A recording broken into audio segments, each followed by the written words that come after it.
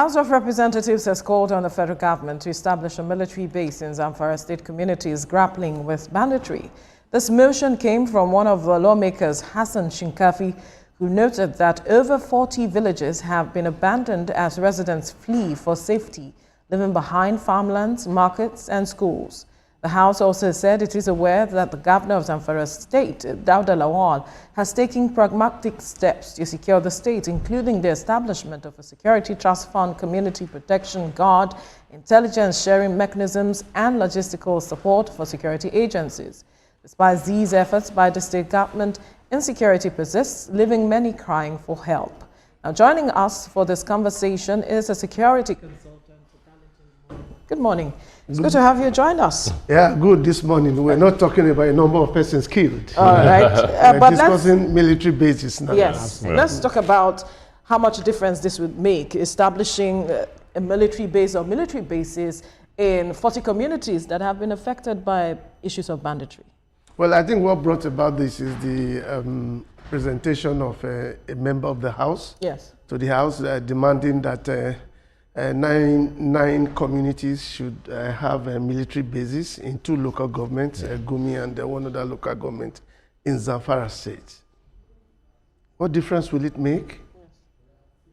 Big question. At the moment, the question is, do we really need really need military bases in these locations? Do we? That's the question. And military bases, how do you cite military bases?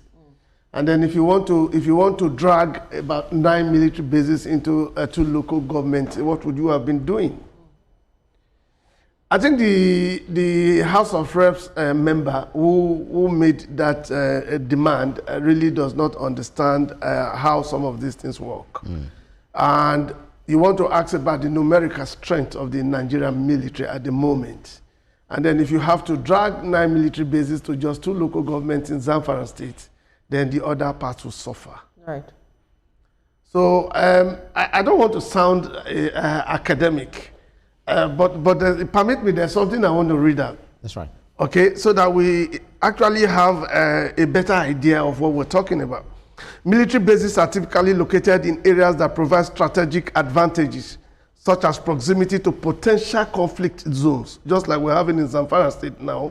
And then it's a proximity to conflict zones, then access to key transportation routes, in case of backup. Then proximity allies. These allow military forces to quickly respond to emerging threats and project power across the globe. Now, what are we talking about here? If you're demanding for military bases in this local government, what type? What are the types do you want? Are you looking at the response one? In 2017, my friend Sadiq Abubakar, under his watch, they had the quick response group of the Air Force, sited in Gusau, on your way to Kaduna. That has been there. But when you create some of these military bases, they become targets. And then the areas where you locate them also matters. Now, Zamfara state has been a red tape zone, a red flag zone, pardon me. And over time, we've had these consistent issues of banditry. I expected that he should have been talking about citing police stations and perhaps offices for DSS that could provide information, intel that will attract the military or military now involves the Air Force. They don't have naval barracks in Zamfara state, but I know they have Air Force and the Army. Yeah. If you have all of these, you'll be able to send signals to either the quick response group, that's for the Air Force, and then maybe the artillery group of the military, of the Army. Sorry, war today, this last one, war today are not fought physically anymore. You need you need to fight your wars electronically, the one they simply refer to as technology.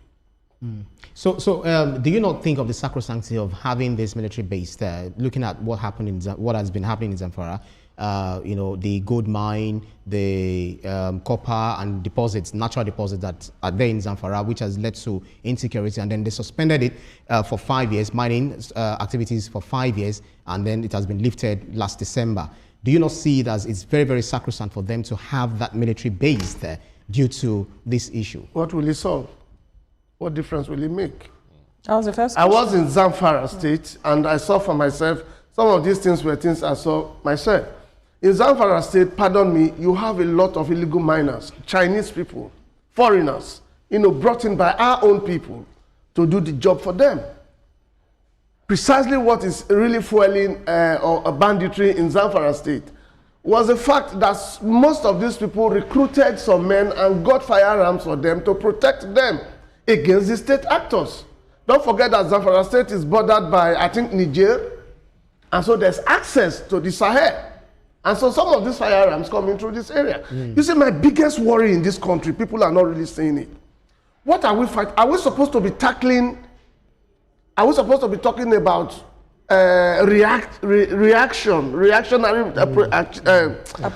reactionary approaches, or how to be proactive? This firearms, the illicit firearms, small arms and light weapons, they come in through our borders, particularly the land borders.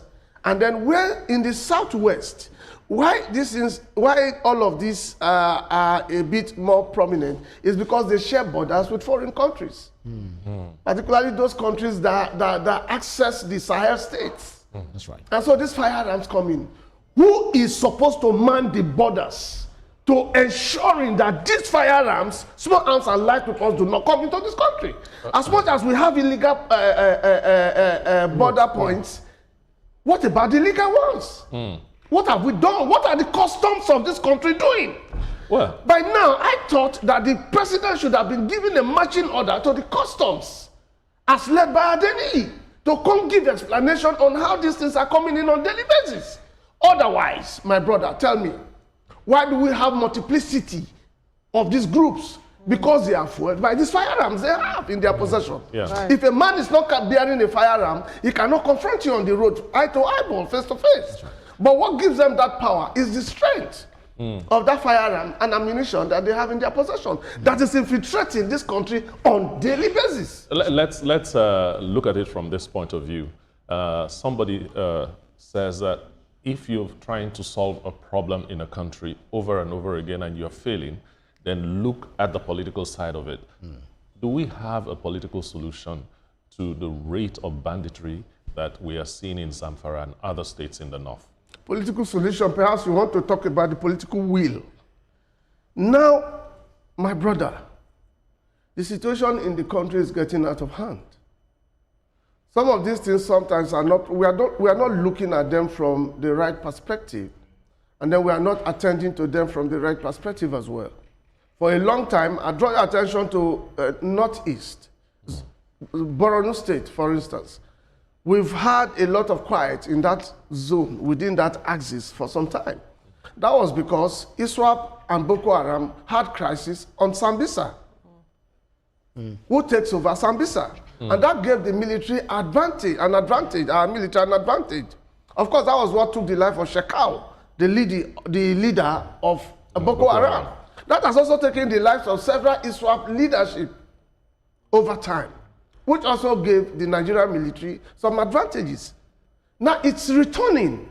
Between January and now, you can recall that a lot of persons have been killed on that axis. So what are we doing? What are we checkmating? The basic problem is the proliferation of small arms and light weapons. That's right.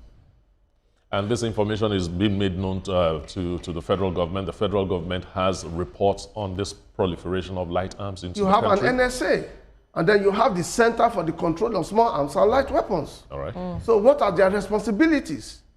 Interesting. I guess there was an amnesty at a point in time where they tried to mop up all these light weapons, you know, back Under in the day. Presidential Committee of Small Arms and Light Weapons. So they didn't work. It didn't work. You had a lot of quiet while that happened. Once upon a time, Abuja was infiltrated by Boko Haram. Even our president then did confess that his government had been infiltrated by Boko Haram members.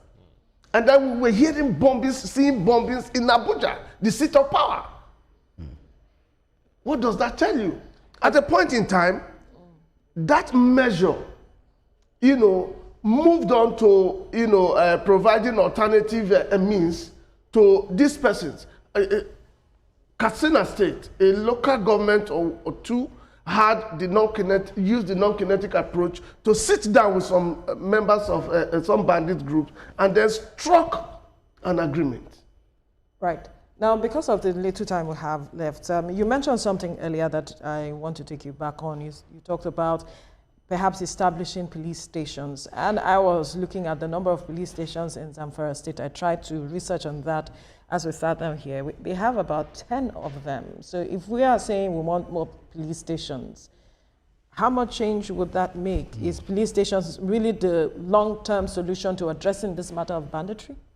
Yeah, I expected that you already have an answer to that. If you did research and you have just about 10. The police station in this instance will not be the one attacking the bandits.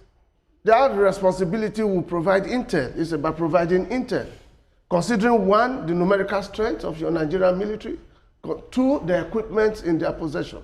Now, if you have the QRG in Gusau, what does that mean? Quick Response Group, okay. The Air Force Quick Response Group that was cited there in 2017. I mentioned that earlier. Now, if you had that, all you need is have a well-coordinated stations, where you have DSS and the police. The state government has gone as far as putting together their own private security arrangement. But even so, what have we achieved? What the federal government needs to do is to, one, get intel across to those who need them, and then get an area surveillance in those areas, and then ensure that in the course of having those area surveillance, you beam light on them, and then they will not be able to move beyond certain point. No, sorry, I'm not supposed to be giving solutions on TV. Why not? That's the reason why we invited you. That's the reason why we invited you. The challenge is giving solution on television. The people you want to fight are also watching your television. Oh, yeah, so you give them, they not think of a more advanced approach to all of it. So I've told myself at a point in time, it's just I don't know what you guys do, how you hypnotize me when I come to TV. No, it's because you're passionate about Nigeria's security. It could be born out of the passion that you have for the country. Absolutely. No, I think you should have said TVC. Otherwise, in other stations, other media, just tell them that I don't give solutions on TV. Because over time, we have done this. I did this at a time when some children were taken in from Katsina and were taken to Zamfara State. And I gave solution on TVC. Exactly what I said was what was used. They created, they surveyed the area, they had the area surveillance on the children because they couldn't attack. It's not as if in most times the military or the intelligence officers do not know where to meet these people, right? Where to find them. But whether they can attack is the problem because they will end up using these kids as shields. And then instead of rescuing them, you have all of them killed. And so their approach is in that non-kinetic approach that was used in Katsina. The former Zamfara state governor used it at the time, but it didn't follow up. Because some of them who went back to the forest did say that the governor did not meet his own side of the bargain. What he said he was going to be paying them. Look, grant these people alternative means of livelihood. You don't disarm people. You don't disarm people and then leave them to be hungry. They'll go back to the forest. They're already used to criminal activities. And so when they don't get something to eat, Veronica, you are looking very beautiful this morning. No, that's not the issue right now, but thank you. Thank you very much. I'm sure your husband would have told you that this morning before you left home. Thank you for your time on the program because calm down now. Security and we don't have time. No, they have a way of working together. Somebody wants to break a table. Security consultant, we must thank you so much for your time on the program. Thank you. Thank you, sir. Some other time you give more time to security matters like this because of course, definitely. there are lots we need to say and do. Absolutely. God bless you for bringing me. We know. Thank you. Thank you so much.